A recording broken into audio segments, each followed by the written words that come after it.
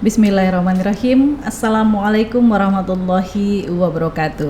Waalaikumsalam warahmatullahi wabarakatuh. Sahabat Tolopani, di mana saja Anda berada, alhamdulillah kali ini kita bertemu lagi dalam kegiatan podcast di Studio Moderasi Beragama Kantor Kementerian Agama Kota Gorontalo. Hari ini kita kedatangan tamu istimewa yang luar biasa, sehingga saya, Misnawati Esnuna, Kepala Kantor Kementerian Agama Kota Gorontalo, harus memandu langsung menjadi host pada kesempatan kali ini. Yang pertama, pembicara kita adalah Bapak Kiai Haji Profesor Dr.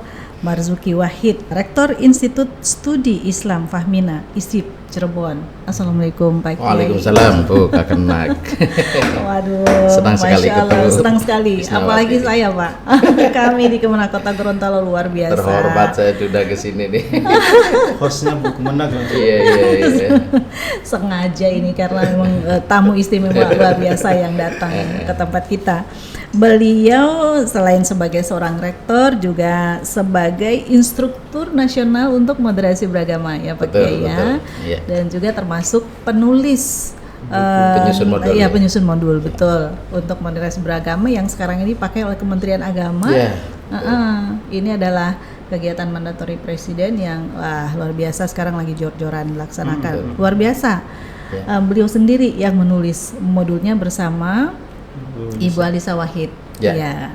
Dan nanti akan menemani Pak Kiai bincang-bincang pada saat ini. Kita juga kehadiran tamu dari BRIN, peneliti BRIN, Bapak Edi Junaidi. Beliau adalah peneliti bidang agama dan masyarakat.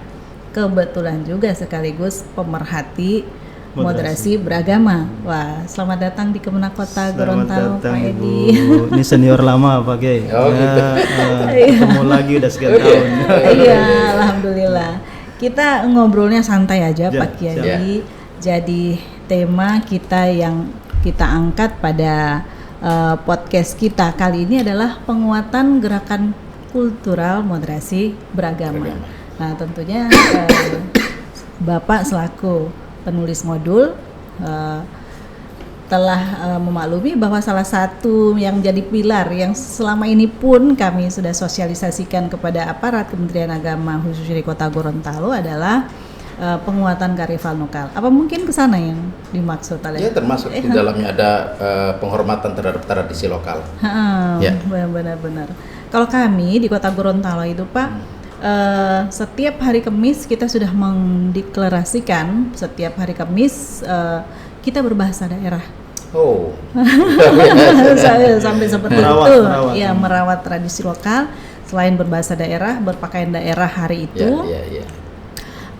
Kita juga setiap hari Rabu dan Kamis ada kajian di masjid. Kemudian kita memakai kearifan lokal dalam hal ini. Kita punya langgam ngaji ala Gorontalo begitu untuk khatam Quran. Kiroahnya, iya, seperti itu. Kemudian untuk khataman Quran juga ada lengkapnya tersendiri. Itu kita lakukan setiap bulan, seperti itu Pak Kiai. Jadi pada kesempatan ini silakan Bapak bisa memberikan pencerahan ataupun segala hal terkait dengan moderasi beragama sehingga kami di Kemenak Kota Gorontalo ini khususnya bisa lebih baik lagi dalam mengejawantahkan moderasi beragama itu tadi. Monggo Pak Kiai. Ya, saya kira itu berita yang menggembirakan ya. Iya. Kalau Kota Gorontalo sudah menginisiasi tadi ya, bukan sekedar menghargai tetapi memosisikan tradisi sebagai dari yang periferial ya di pinggiran menjadi ke tengah gitu. Iya. Artinya sudah masuk ke arus utama gitu. Betul. Dan menurut saya ini penting ya karena Indonesia ini dengan segala kemajuannya tidak boleh meninggalkan tradisi dan budaya Nusantara yang sudah berakar urat di bumi ini gitu. Betul. Dan harus diingatkan terus-menerus bahwa kemajuan kita bukan kemajuan yang meninggalkan tradisi, tetapi justru kemajuan bersama tradisi. Iya. Iya. Jadi tradisi harus dibawa, tradisi lokal ya. Karena itulah Indonesia harus selalu beragam. Karena Indonesia sendiri ada karena keragaman. Betul. Tanpa keragaman Indonesia sesungguhnya tidak ada gitu. Kata Gus Dur, Indonesia ada karena keragaman. Ya. Karena itu kalau Indonesia tetap menjadi Indonesia, keragaman harus menjadi basis sosiologis. Dan kita harus mengakui itu, salah satunya adalah tradisi itu. Lah, tradisi itu salah satu indikator moderasi beragama. Penghormatan terhadap tradisi lokal itu indikator moderasi beragama. Betul. Kenapa itu menjadi indikator moderasi beragama? Karena banyak orang, yaitu tadi beragama tidak membumi gitu, tetapi melangit. Lalu kemudian dia lupa bahwa dia menginjak bumi gitu. Lah bumi itu adalah bumi Indonesia yang sudah ada tradisinya, sudah ada budaya lokalnya, dan seterusnya itu gitu. Karena itu seharusnya dalam konteks moderasi beragama itu beragama yang menginjakkan bumi, menyatu, berdialog dengan budaya lokal, tradisi lokal, tanpa mengurangi esensi agama itu sendiri gitu. Bukankah dulu zaman agama Islam ini datang ke Indonesia itu kan melalui tradisi lokal itu tadi? Persis. Di Jawa ada Wali Songo. Kalau di Gorontalo itu juga ada tradisi lokal, sholawatan yang dinyanyikan begitu. Kemudian ada Isra Mi'raj, itu budaya yang dia menceritakan peristiwa Isra Mi'raj dalam bahasa daerah yang kemudian dilakukan seperti itu. Yang di Kili itu? Itu Mi'iraji namanya. Kalau di Kili itu untuk kegiatan Maulid. Di Kili atau zikir Pak Kiai. Seperti itu. Saya kira bahwa apa yang sudah dilakukan oleh tim penyusun modul dan lain sebagainya itu sudah sangat tepat ya Pak Kiai ya. Hanya mungkin begini ya. Makasih Bu host ya, Bu Kemenag. Hanya mungkin begini, catatan kami di lapangan nih Pak Kiai Marzuki ya. Dan mungkin juga informasi dari tim inisiator dulu Pak LHS dan teman-teman. Memang yang paling serius di antara 4 indikator itu indikator yang keempat, soal akomodatif terhadap budaya lokal. Bukan apa-apa, karena ini di lapangan ternyata memang disadari oleh mereka dari awal tidak mudah diterima, karena yang paling resisten dalam soal indikator itu indikator yang keempat ini. Karena tradisi lokal itu dianggap sebagian agamawan tidak selalu selaras dengan agama. Nah, itu persoalannya. Ya, gitu masalahnya. Bahkan ada yang menganggap bahwa moderasi beragama ini agama baru. Ya, sampai segitu udah ya. Sampai seperti itu gitu. Jadi gimana sih gitu. Jadi mungkin ini yang perlu diklarifikasi saya kira. Mungkin saya kira tepat kalau gimana sih menjelaskan ini ya. Klarifikasi. Jadi mereka merasa ini apa maksudnya yang keempat itu, sehingga kemudian mereka jangan-jangan kita nih sudah tidak mengindahkan kembali soal syirik dan sebagainya, katakanlah begitu ya, nilai-nilai yang di luar agama. Itu kalimatnya itu kan ada 4 indikator ya moderasi beragama yang ada di buku moderasi beragama Kementerian Agama. Pertama komitmen kebangsaan, yang kedua toleransi, yang ketiga anti kekerasan, dan yang keempat itu penghargaan terhadap tradisi lokal. Nah, bahasanya itu penghargaan terhadap tradisi lokal ya, bukan akomodasi. Tadinya ada kata-kata penerimaan, lalu kemudian diubah menjadi penghargaan, respect ya. Lah kalau penghargaan sebetulnya tidak harus integrated ya, tidak harus menyatu dan menerima sepenuhnya. Misalnya gini, pada kasus tertentu misalnya kita tidak terlalu cocok dengan budaya itu ya kita hargai. Menghargai itu artinya menghormati eksistensinya, lalu kemudian memberikan ruang mereka untuk eksis dan beraktivitas tumbuh gitu, tidak dilarang dan dinegasikan gitu. Itu yang disebut dengan penghargaan ya, respect. Kenapa itu harus dihargai? Karena budaya itu, terutama budaya lokal ya, itu sudah ada sejak Islam Indonesia ada gitu loh. Iya. Bahkan sebelum agama-agama datang, agama-agama import ya. Iya. Itu datang. Genuine. Mereka sudah punya Genuine Indonesia tuh. Udah apa? hidup. Genuine Indonesia. Genuine Indonesia. Iya. Lah karena itu menurut saya harus dihargai. Betul. Lah syukur-syukur bukan sekedar dihargai, tetapi bagaimana kita bisa mendialogkan dan menyatukan ritme keagamaan dengan kebudayaan lokal itu sendiri. Betul. Gitu. Ya. Misalnya satu contoh saya kira banyak ya. Ini tradisi yang sangat bagus menurut saya dan itu menjadi kekuatan nasionalisme. Itu kalau di tradisi di NU itu kan ada selamatan ya. Iya. Selamatan yang kalau orang meninggal dunia ada tahlilan Iya. 1 hari, 2 hari sampai 7 hari, 40 hari, 100 hari, nyewu gitu kan. Sama Gorontalo juga ada. Iya, gitu, ada Pak. kan? Ada. Haul.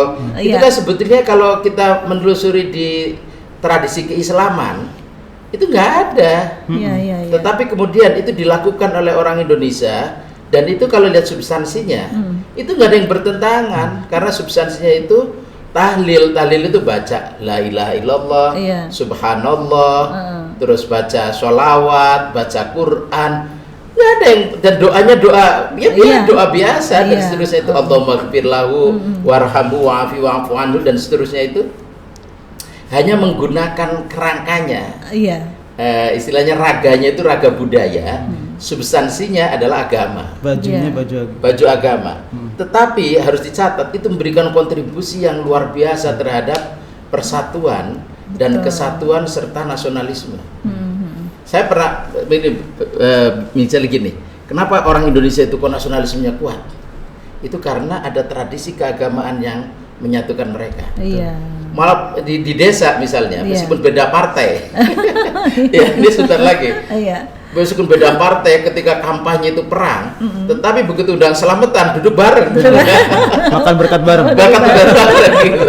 Iya. Dan kemudian nggak ada tahlilan terus kemudian partai A, B, C nggak ada gitu. Iya. Jadi di situ kemudian moderasi atau tradisi menjadi perekat. Perekat, betul. Perekat dan bahkan bisa menjadi pilar ya dari Iya.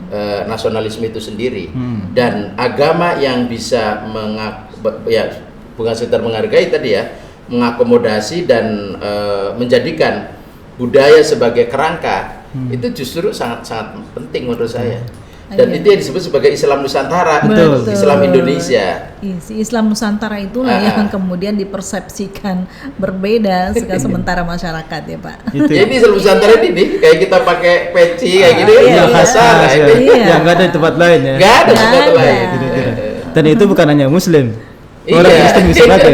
Iya. Muslim itu bisa Pakai pakai. sarung, ya sarungan. Sarungan. Gitu. Ya termasuk jilbab semacam ini kan Nusantara. Iya. Di Timur Tengah nggak ditemukan model semacam itu. Iya, benar. Iya.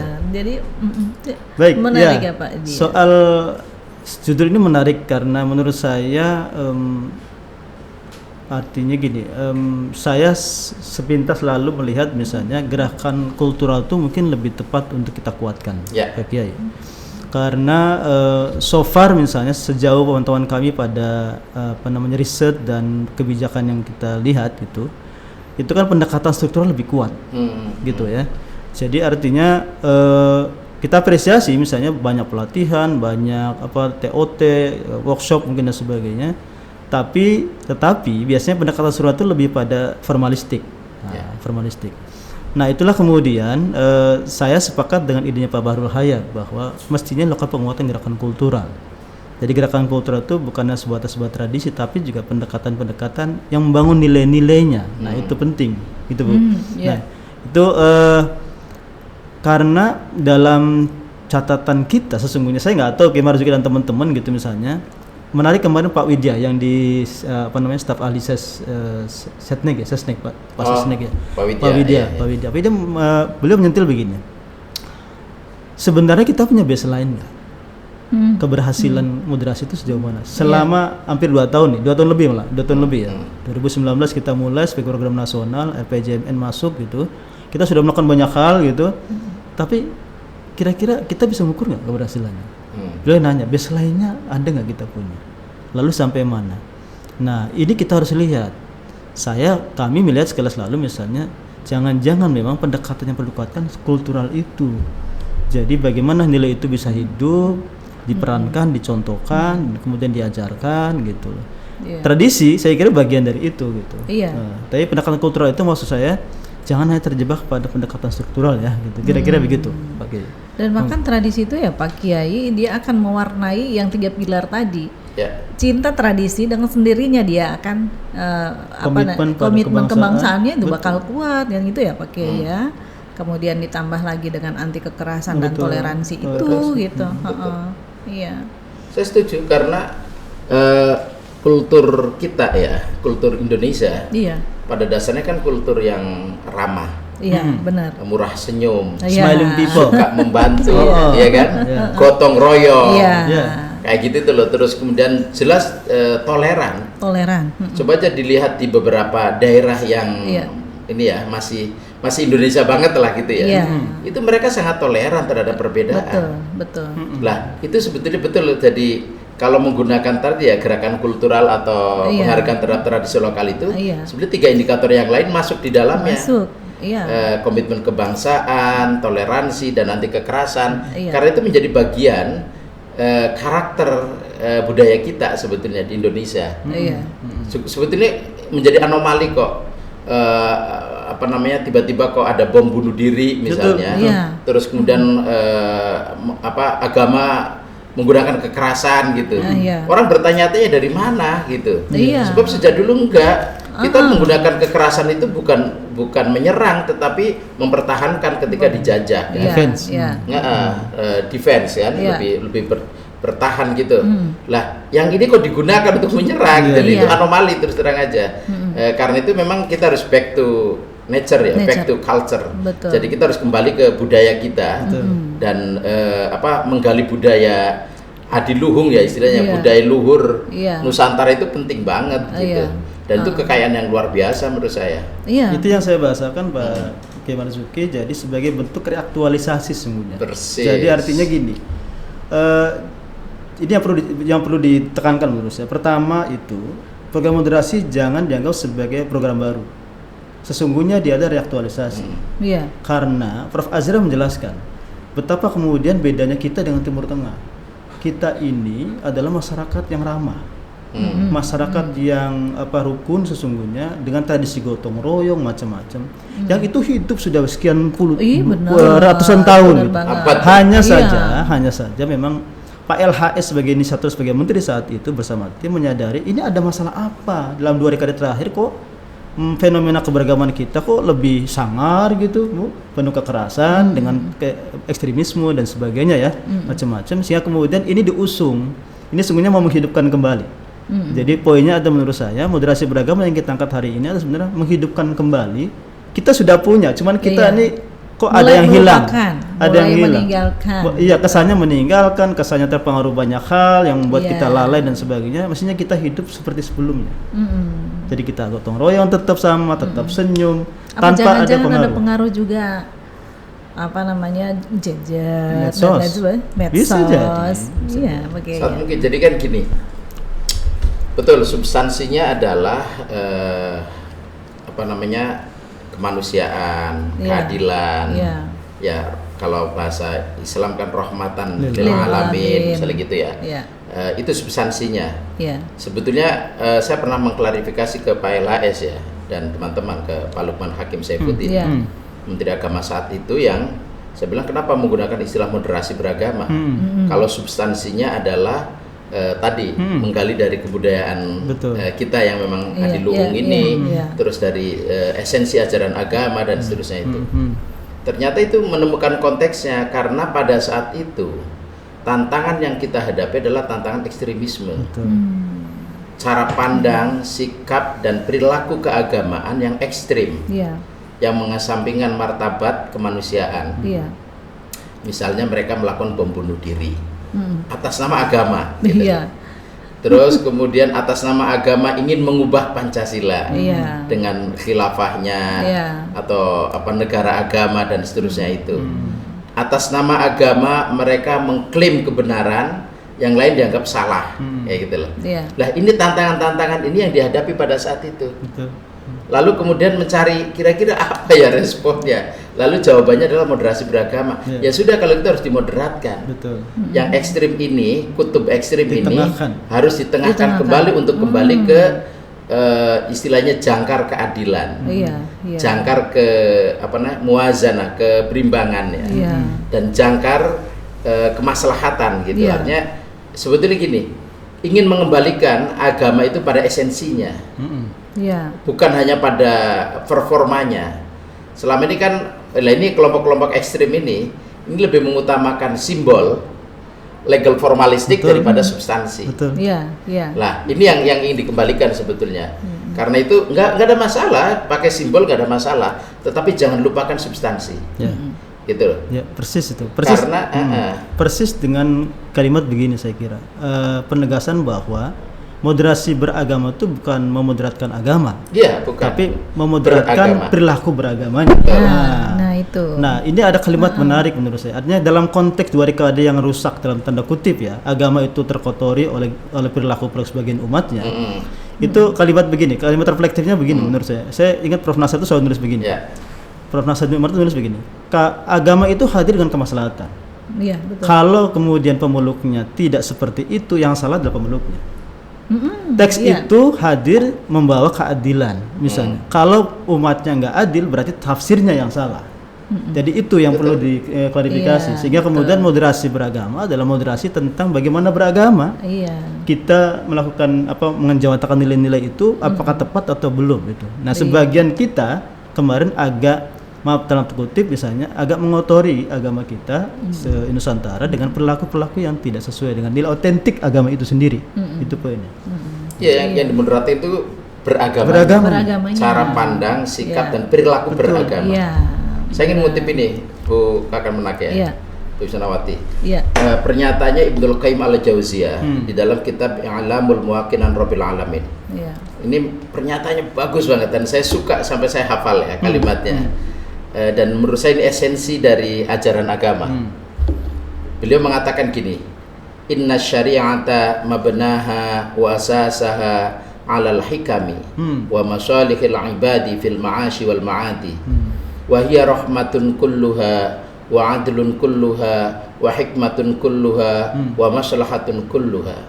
Fa kullu mas'alatin kharajat 'anil 'adli ilal jawri wa 'anil maslahati ilal mafsadati wa 'anil rahmati ila diddiha wa 'anil hikmati ilal 'abas falaysat minasyari'ah wa in udkhilat fiha bita'wil fasyari'atu 'adlullahi baina 'ibadihi wa rahmatuhu baina khalqihi wa zilluhu fi ardihi.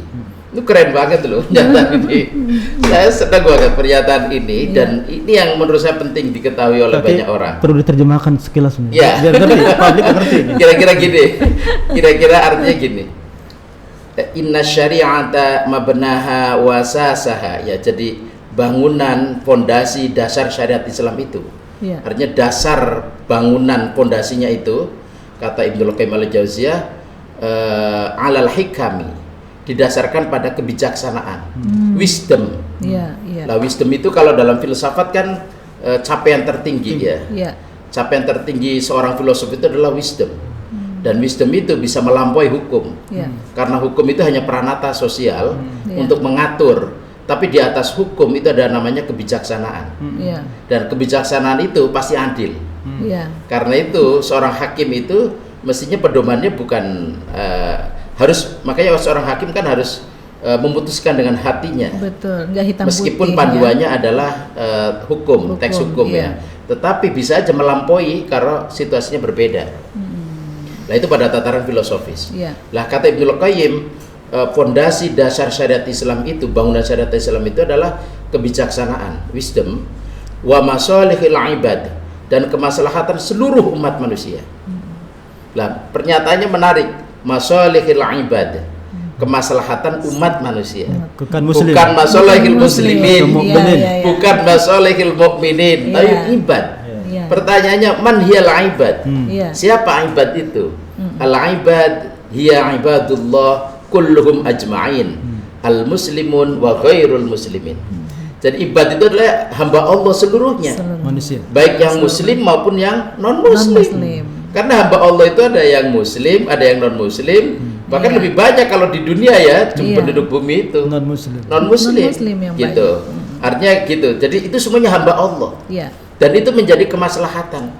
Makanya orientasi Islam itu bukan rahmatan lil muslimin saja, tetapi rahmatan lil alamin, seluruhnya. Ini menarik. Fil ma'ashi wal ma'adi, di dunia dan di akhirat. Terus wa hiya rahmatun kulluha wa adlun kulluha wa hikmatun kulluha wa maslahatun kulluha. Syariat Islam itu seluruhnya adil, seluruhnya bijaksana, seluruhnya maslahat, dan seluruhnya hikmah. Fa kullu mas'alatin kharajat minha, ya. Kalau ada masalah-masalah yang bertentangan dengan itu semua, dari keadilan kepada ketidakadilan, dari rahmat kepada sebaliknya, dari maslahat kepada mafsadah, maka itu bukan syariat Islam. Jadi kalau ada hal-hal yang bertentangan dengan keadilan, kemaslahatan, kebijaksanaan, kerahmatan, itu bukan syariat Islam. Meskipun kamu mengotak-ngatiknya dengan jalan takwil. Ini yang menarik ini. Fasyari'atu adlullahi baina ibadihi. Syariat Islam itu adalah keadilan Allah bagi seluruh hambanya. Lagi-lagi katanya ibadi ibad itu hamba seluruh Allah. Hamba. Iya, seluruh hambanya. Keadilan Allah bagi seluruh hambanya. Wa rahmatuhu baina khalqihi, dan rahmat Allah bagi seluruh makhluknya. Ciptaannya. Dan makhluk Allah itu kan macam-macam, termasuk jin makhluk Allah itu. Betul. Binatang, tumbuh-tumbuhan, batu-batuan, semuanya makhluk Allah. Itu harus memperoleh rahmat dari syariat Islam. Wa dhilluhu fi ardi, dan perlindungan Allah di muka bumi ini. Karena itu semua orang, semua makhluk yang ada di muka bumi ini harus memperoleh perlindungan dari syariat Islam. Coba, ini kan keren banget pernyataan ini. Artinya kalau syariat Islam itu seperti ini esensi ya. Ini yang saya katakan esensi. Substansi.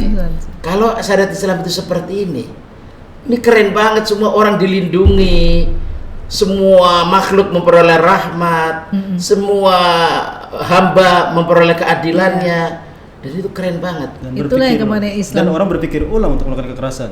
Iya, jelas itu bertentangan. Kira-kira gitu ya. Hanya masalahnya begini, Bu Kemenang. Masalahnya adalah tantangan katakanlah kita ya, dalam konteks moderasi beragama yang kita usung itu adalah moderasi dalam konteks bukan hanya untuk Islam. Ini konteks masalahnya. Jadi betul. Moderasi beragama bukan hanya untuk Islam. Itu poin penting. Jadi artinya kita untuk semua agama yang ada di Indonesia. Itu poinnya Pak Kiai. Itu harus klarifikasi. Dan saya tadi lagi ini aja contoh ya. Betul. Contoh esensi ajaran agama di Islam ya. Betul. Tadi karena lagi ngomongin soal performa. Saya ngerti. Ya minimal kita sendiri berangkat dari yang kita punya ya. Karena kita Muslim, gitu ya. Tentunya dari gitu. Muslim ya. Ya, itu yang perlu Pak. Tapi saya setuju. Jadi moderasi beragama itu memang bukan hanya untuk orang Islam, tapi untuk semua agama. Karena pada dasarnya, dan itu hasil riset ya, semua agama juga ada kelompok ekstrimnya. Ada ekstrim, semuanya ya. Mereka juga ada yang liberal sama ekstrem, itu selalu ada gitu. Lah ini yang kemudian semua agama ya harus melakukan moderasi beragama gitu. Supaya ada titik temu. Misalnya satu agama moderat, satu agama lain enggak moderat, ya akhirnya tetap terjadi konflik kan. Tapi begitu semuanya moderat, insya Allah akan berjalan seiring kan untuk melakukan kerja. Padahal dalam konteks Indonesia sejak dulu ya kita memang udah hidup berdampingan sekian banyak agama itu ya kan, dengan tadi kita punya jiwa gotong royong, kita punya jiwa budaya yang murah sudah murah senyum termasuk Gorontalo juga seperti itu, bahwa sementara orang atau banyak orang menilai bahwa orang Gorontalo itu masuk yang sangat ramah begitu Pak Kiai. Ya, catatan konfliknya relatif minim. Gorontalo relatif baik. Secara riset memang kuantitatifnya memang beliau Gorontalo tidak posisi atas. Tetapi secara faktual itu ya kita semua merasakan lah. Kiai Marzuki berapa hari di sini, saya termasuk mau seminggu nih ya. Saya tanya ke sana kemari sebagai wawancara kecil misalnya, konflik-konflik jangankan misalnya konflik antar ras, antar etnis dan sebagainya, tawuran sekolah aja nggak ada, kira-kira begitu ya. Iya. Gorontalo saya kira itu. Cuman itu dan saya bilang ke Pak Edi kemarin aneh, kemudian kok peneliti menempatkan Gorontalo 10 terakhir untuk indeks kerukunan indeks umat kerukunannya beragama. memang. Itu kan kuantitatif jadi, ya. Iya. Dipertanya ada salah satu pilar dari apa tadi moderasi beragama, masalah kerukunan, Intoleransi. toleransi itu Gorontalo masih dianggap rendah, tapi pada kenyataannya tidak seperti itu gitu. Ya. Nah, Itu PR sendiri memang. Artinya gini, tantangan para periset adalah bagaimana menjembatani atau menyelaraskan antara riset kuantitatif dan kualitatif. Jadi kuantitatif itu kan Bu, misalnya mengukur soal persepsi, soal kecenderungan ya, Pak Kiai, kecenderungan yang bisa jadi itu harus dikonfirmasi faktanya. Nah, memang beberapa daerah kita ada PR, tantangannya adalah bagaimana gap antara kuantitas hasil riset indeks itu, indeks kerukunan misalnya, yang ternyata di atas misalnya, pada tingkat tertentu faktanya misalnya banyak kasus misalnya, tapi yang di bawah itu justru adem ayem, tentram dan sebagainya. Ini memang tantangan sendiri Bu. Jadi saya mewakili kawan-kawan, mohon maaf jadi, tapi ada sisi lain, artinya kita jangan terjebak dengan itu. Yang paling penting adalah kawan-kawan, mohon maaf saya mewakili ya. Jadi konteks indeks kerukunan itu kan 3 indikatornya. Pertama soal kesetaraan, yang kedua soal toleransi, soal kerjasama. Nah, aspek di mana yang paling lemah sebuah daerah itu mestinya jadi fokus, Bu. Bukan soal angka-angka itu sesungguhnya. Karena sesungguhnya kalau bicara angka semuanya baik, masih di atas rata-rata, Bu. Nah, jadi maaf ya, Provinsi Gorontalo misalnya dari indeks tahun 2021 atau sebelumnya bisa dilihat misalnya aspek mana yang lemah. Misalnya bisa jadi toleransi bagus, Bu. Ya, misalnya kesetaraan bagus, tapi kerjasamanya, dia kita belum tahu, gitu maksudnya. Dalam konteks tertentu apakah terbangun atau tidak, misalnya gitu. Nah ini dalam hal ini mungkin kalau maaf ya masyarakat yang mayoritas Muslim kayak Aceh, Sumbar mungkin di sini agak lemah karena tidak biasa ketemu dengan orang yang beragama lain kan. Tapi untuk termasuk Gorontalo karena homogen dan cenderung mayoritas ya. Kayak gitu-gitu itu mungkin yang harus kita klarifikasi, yang harus kita pahami sehingga ya semuanya bisa menjadi input positif ya, masukan positif bagaimana, karena KOB itu nanti larinya ke Pemda, Bu, bukan ke Kemenang. Karena yang jadi tanggung jawab adalah Pemda atau Pemprov. Karena kerukunan itu dalam regulasinya itu tanggung jawabnya pemerintah daerah. Dan kita Kementerian Agama adalah satu kesatuan juga dengan pemerintah daerah tadi. Pak Kiai, nggak terasa kita udah cukup lama ngobrol ini. Gitu. Seru ya. Seru. Walaupun ada banyak hal yang harus kita bicarakan juga. Tapi kita berbicara tentang penguatan kultural ini ya, kalau misalnya kita lihat kultur Gorontalo sendiri, ada banyak adat istiadat Gorontalo yang kemudian ketika Islam masuk dia tidak menghilangkan kultur itu, tetapi Islam kemudian menjadikan kultur itu menjadi bagian dari perhelatan pelaksanaan keagamaan Islam itu sendiri. Ada hal penting yang mungkin saya perlu sampaikan Bu Kemenag sama Pak Kiai Marzuki. Hasil riset Pusitbang Bimas Agama dan Keagamaan Pusat 1 bahasa kami di Badan Litbang Diklat Kementerian Agama 2020 itu menjelaskan sesuatu yang menurut saya mungkin harus kita fokuskan. Dalam indeks kesalehan sosial yang kita melihat soal misalnya banyak hal ya, tetapi faktor-faktor yang mempengaruhi kesalehan sosial itu ada berapa? Pertama adalah pengetahuan. Yang kedua adalah ritual ibadah, sholat, sering sholat macam-macam gitu ya, puasa. Yang ketiga soal habitus, kebiasaan dari kecil yang Muslim pun sekali sama semuanya. Jadi kebiasaan dari kecil yang dibiasakan oleh ayah ibunya kepada anak-anak itu habitus namanya. Yang ketiga terpaan program Kementerian Agama, terpaannya. Ternyata yang menarik, jadi faktor penting yang paling besar adalah habitus. Jadi kebiasaan dari kecil, Bu. Kebiasaan dari kecil yang kita biasakan oleh orang tua kepada anak-anak itu yang paling berpengaruh. Jadi menurut saya dalam konteks ini moderasi beragama sangat baik dimulai dari keluarga. Nah, ini penting. Nanti saya kira nanti malam Pak Kiai bicara soal perempuan dan ibu-ibu ya kan. Nah, jadi artinya gini, ibu-ibu itu punya anggota banyak, punya suami, punya anak-anak gitu. Jadi kalau pengaruhnya besar. Jadi kalau anak-anak itu dibiasakan dengan buang sampah nggak sembarangan, disiplin, murah senyum, saling toleransi, menghargai, gotong royong gitu. Saya yakin moderasi beragama akan hidup dengan sendirinya. Itulah yang dimaksud saya bilang gerakan kultural itu dari situ mulainya. Ya, Gitu. dan moderasi beragama harus menjadi bagian dari ritme kehidupan. Artinya kita hidup itu ya harus moderat. Living Iya. values. Living Iya, values. nilai-nilai yang Dan- hidup Bu, di kita. Iya, baik. Pak Kiai, mungkin kita akan sampai ke penghujung perbincangan kita pada sore hari ini. Monggo memberikan closing statementnya Pak Kiai seperti apa? Ya, pertama menurut saya ingin berikan apresiasi ya kepada teman-teman Gorontalo ya, baik pemerintah maupun masyarakatnya yang menurut saya sudah mengawal moderasi beragama, dan juga bukan sekedar mengawal tetapi sudah lama mewujudkan ini dalam relasi antar maupun inter agama yang sesungguhnya itu yang kita harapkan. Tetapi menurut saya tidak puas hanya sekedar itu, karena generasi ini selalu berganti.